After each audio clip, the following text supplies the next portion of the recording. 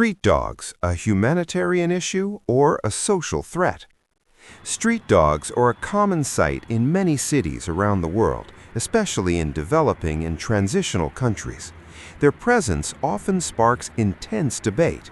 Are street dogs primarily a humanitarian issue that reflects human neglect, or are they a genuine social threat that endangers public safety? The reality is complex, and understanding it requires looking at both sides of the issue. From a humanitarian perspective, street dogs are largely a result of human actions. Uncontrolled breeding, abandonment of pets, lack of sterilization programs, and insufficient animal welfare policies all contribute to the growing population of dogs living on the streets.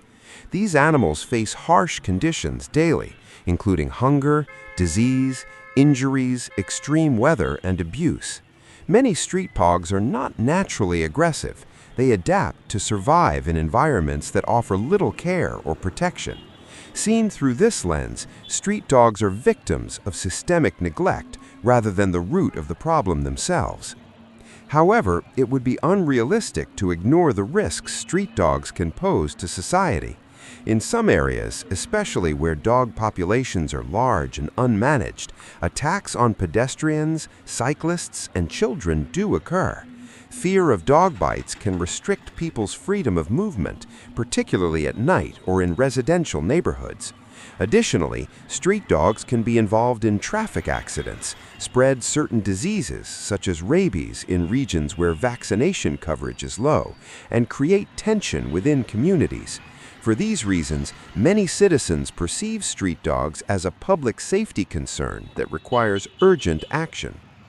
The core issue, therefore, is not whether street dogs are a humanitarian problem or a social threat, but how poor management transforms a humanitarian issue into a social risk. Evidence from countries that have successfully reduced street dog populations shows that humane, long-term solutions are more effective than short-term, violent measures. Mass culling may reduce numbers temporarily, but it often fails in the long run and raises serious ethical concerns.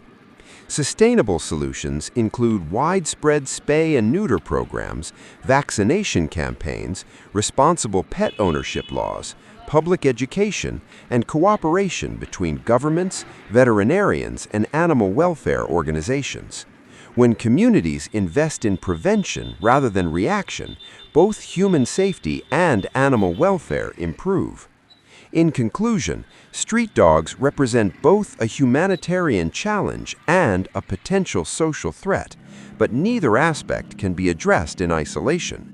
Treating the issue with compassion, responsibility, and scientific planning is the only path towards safer streets and a more humane society.